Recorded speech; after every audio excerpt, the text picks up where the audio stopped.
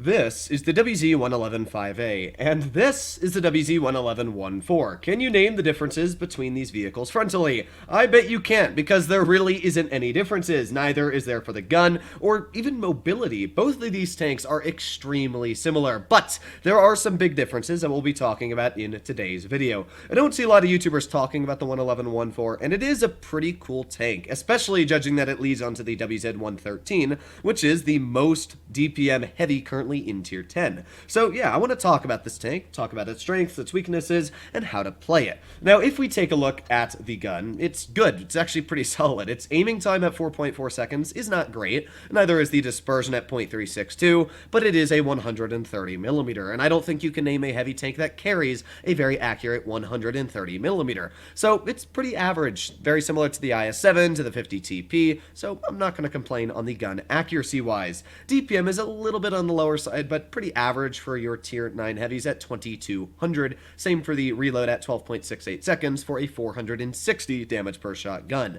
And that's where this tank feels really nice, is that it does hit like a truck, especially judging that you are in tier 9. And when we take a look at the mobility, this thing goes at 50 kilometers per hour, and it's not slow either. It gets up to speed quite quickly. So it does hit like a truck. It's able to get in the position very quickly, and if you can get this thing up against mediums, it feels really strong. It does have some issues though. The first one arrives with the gun depression only sitting at 5 degrees. Sure, you got plenty of pen at 352 on the premium. I don't know why the 5A doesn't have that much heat pen, but yeah, the gun depression is a big issue because if you are on any elevated terrain, let's say you're trying to fight mediums or even heavies that are using their gun depression, you are in a big disadvantage because you physically can't use your gun depression. And if we take a look at what that does to the armor, this here is the WZ-111-5A, and if it uses its gun depression at 7 degrees, it's pretty impenetrable, as you can see, 380mm on that upper plate. Yeah, good luck penning that. Now let's go to the 111-14. Now sure, you can see if you were using 7 degrees, you'd be fine.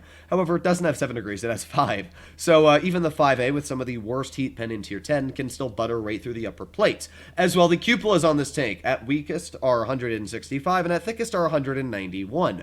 If we compare that to the 5A's cupola at 287 and at weakest 210, there's a big difference here. These cupolas are incredibly troll. I mean, 332 on some of these angles here. There's a reason why people hate shooting at the 5A. And yeah, hull down, you barely even see them. The 111-14, I mean, you can clearly see them right because, you know, it doesn't have enough gun depression. So there are big issues with this tank. The lower plate's a lot weaker at 170 instead of 220. I definitely don't like the 111-14 just because the armor seems to really suck. That's just one of the reasons why I don't like the tank. So, yeah, it is a big downside. I mean, look at the side of the turret. Compare that to the 5A's turret. I mean, it's massively different on the weakness. So, yeah, that's the big issue for the tank personally for me. But does have that great gun, does have that mobility, and if you're able to use them in tandem, can be pretty strong. So let's see how the tank's able to do. Sorry, my voice kind of gave out there. Just kind of woke up, so my voice is still adjusting to my body. But either way, we're going to hopefully load into a tier 8 match. That's where the tank feels incredible. Obviously, a lot of tier 9s feel incredible against tier 8s, but this one in particular, because it's so fast, it just feels so much stronger than the other ones because you can actually get in the position. But I'm still going to try and use this tank, hull down, up in the front line. I'm not sure it's going to work out because, I don't know, I haven't played this tank in a while. I don't really use a lot of gun depression tanks that have 5 degrees, so we're going to see how, should I say, flexible 5 degrees of gun depression works. To me, does that gun look really, really skinny? I don't know why. It just seems, for a 460, 130, it just seems really skinny. But either way, we're going to get up to speed, hopefully, and get in the position, I would guess, very similarly to the IS-7. But yeah, here we go downhill, and that is easy peasy, up to 50 kilometers per hour. You can see the tank is very mobile, and that's one thing that I love about a tank like this. As I did say, we'd probably meet the IS-7 here. Ooh, man, that guy lost a big chunk already for getting in there. So, pretty good for me, I guess, right? Alright, so let's see if we can work this spot. We got the IS-7, we're going to aim in right on the turret cheek, and nope, not able to connect the shell.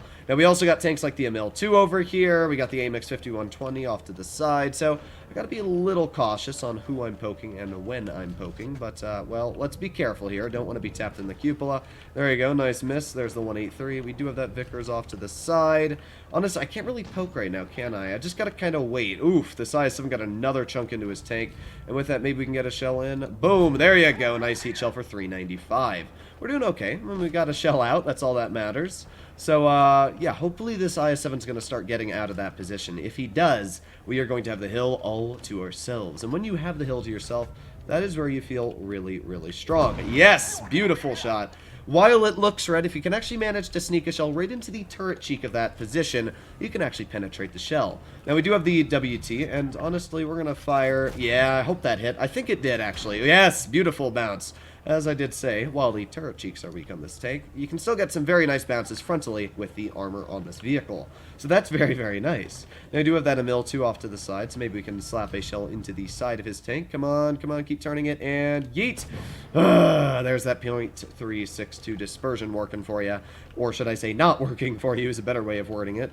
But, yeah, we did hit that 111. Very, very good there, if I do say so. Let's see if we can maybe, get a shell into this Emil 2, come on, and yeet! There you go. Thought he was going to continue backing up, but no, he just kind of chilled there. Oof! That guy's dead. And with that, we're just going to push in the position. I mean, this game was great. Our team was able to support me, and you can see where the tank worked pretty well. There are scenarios where it won't work well, but this one game, it did its job, and we're at 1900 damage already. I don't think we're going to get much more damage out this battle, but we don't need to really get much more out. I'm already happy with how much we were able to do. That Yo is going to finish that guy off, so all that's left is a WZ-121B with 0 kills, and I haven't spotted him at all, which means, in my guess, is he's AFK. There's only one way to find out. Yep, there he is. So let's just stop our tank here. Aiming, and fire. Woo, to full shot for 458. And you know what? For how quickly this game ended, not even 3 minutes, and obviously took me about probably a minute to actually get in the position. Yeah, this is pretty good. 2 minutes, and we were able to dump out 2,433 damage. Not terrible. We were shooting about half the entire game. So, pretty good. Let's do one more battle, see if we can keep that up, or it's going to fall short. Now, I will say that damage is not something that comes very easily to this tank. Because it's not flexible on every terrain, you do gotta work a bit harder to get out that damage, obviously, because 5 degrees, you're not hitting every shot. But on a map like this is where the tank should be pretty good. We're up against tier 8s, but I will be honest, the tier 9s they have are incredibly strong. They got a Waffenverteidiger, they got an ST1, and they got a 50 TP. And if I'll be honest, the ST1 has a lot of advantages over this tank. Sure, it's not as fast, but it also has way more armor, as we know. It has better gun depression. It's got better penetration, more accuracy.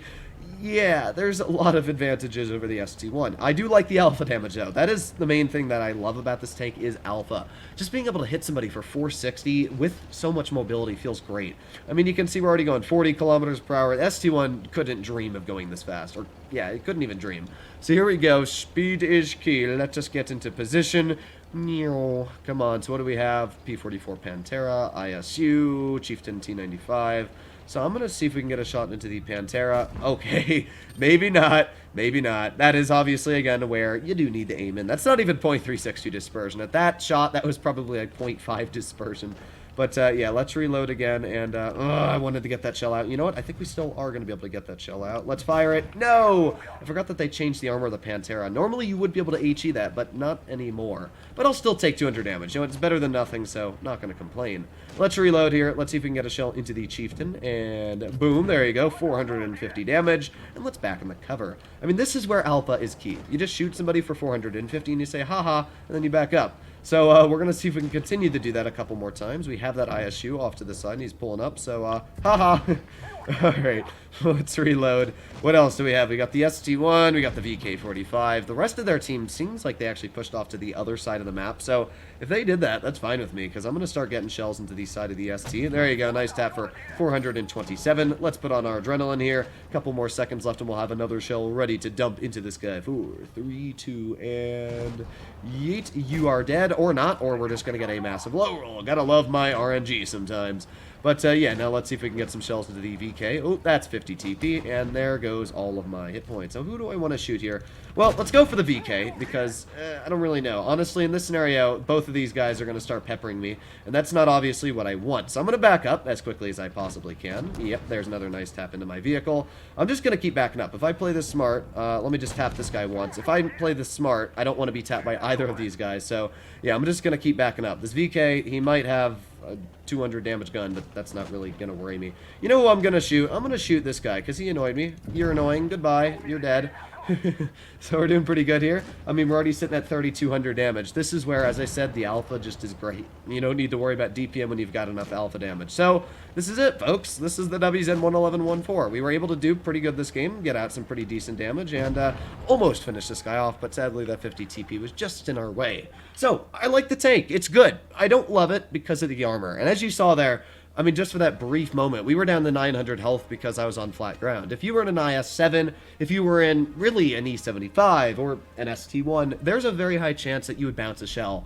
But this tank, let me just show you what it looks like when that 50 TP was aiming at me. So let's go get out our tier 9. Where is it? It's European, actually. And we go down to tier 9, 50 TP.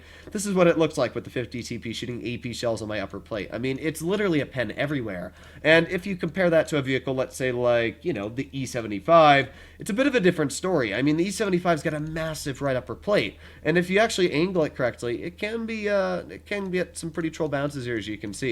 So yeah, the issue with the tank is the armor, but I still like it. Hopefully all of you enjoyed today's video, and you'd like to see more like it. Bye-bye!